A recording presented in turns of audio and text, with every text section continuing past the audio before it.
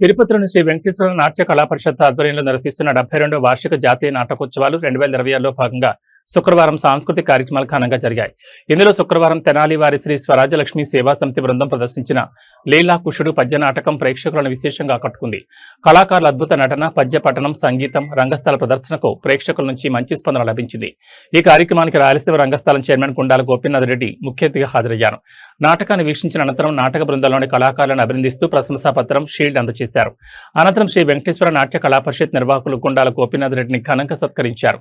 ఈ సందర్భంగా కుండాల గోపీనాథ్ రెడ్డి మాట్లాడుతూ అంతరించిపోతున్న కళారూపాలను ఆదరించి వాటిని భావితరాలకు అందించాలన్న సంకల్పంతో తిరుమల తిరుపతి దేవస్థానం మరియు హిందూ ధర్మ ప్రచార పరిషత్ వారి సంయుక్త సౌజన్యంతో ప్రతి ఏడాది జాతీయ స్థాయి నాటకోత్సవాలు నిర్వహించడం అభినందనీయమన్నారు.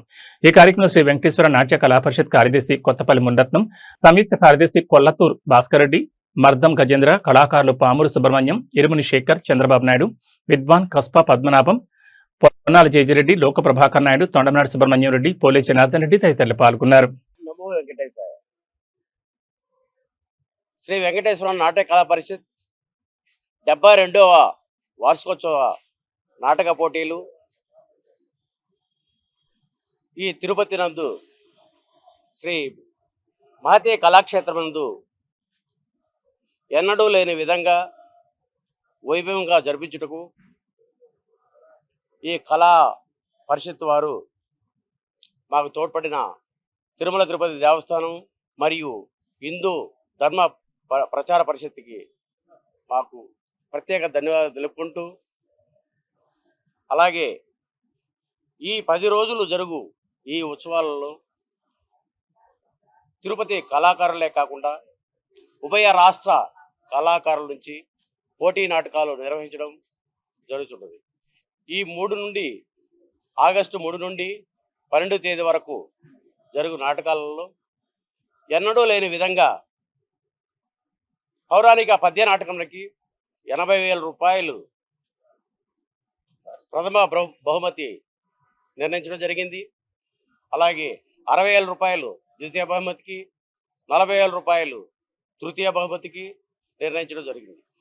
ఇవే కాకుండా ఏకపాత్రలకు కానీ సాంఘిక నాటకాలకు 20,000లో ముందు పూర్వం 20,000 ఇస్తున్నది 25,000గా పెంచడం జరిగింది. అలాగే ప్రతి నాటకం కూడా ప్రదర్శన పారితోషికం పెంచడం జరిగింది. అలాగే బహుమతులు కూడా పెంచడం జరిగింది. ఇదే కాకుండా ప్రథమ బహుమతికి గరుడ అవార్డు మెమంటుతో పాటు వారికి ఉచిత భోజన సదుపాయాలు, వసతి సదుపాయాలు, త్రాగునీరు, కళాకారులకి కళా పోషకులు కూడా ముందుకొచ్చి ప్రోత్సహించడం జరిగింది. కావున తిరుపతి ప్రజలు ఇటువంటి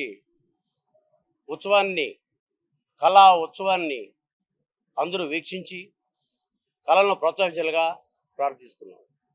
శ్రీ వెంకటేశ్వర నాట్య కళా పరిషత్తు తిరుపతి ఈ యొక్క నాటక పరిషత్తు ఈ నెల 3వ తారీఖు నుండి 12వ తారీఖు వరకు ఈ మహతి ఆడిటోరియంలో జరుగుతున్నది. ఈరోజు 5వ రోజు.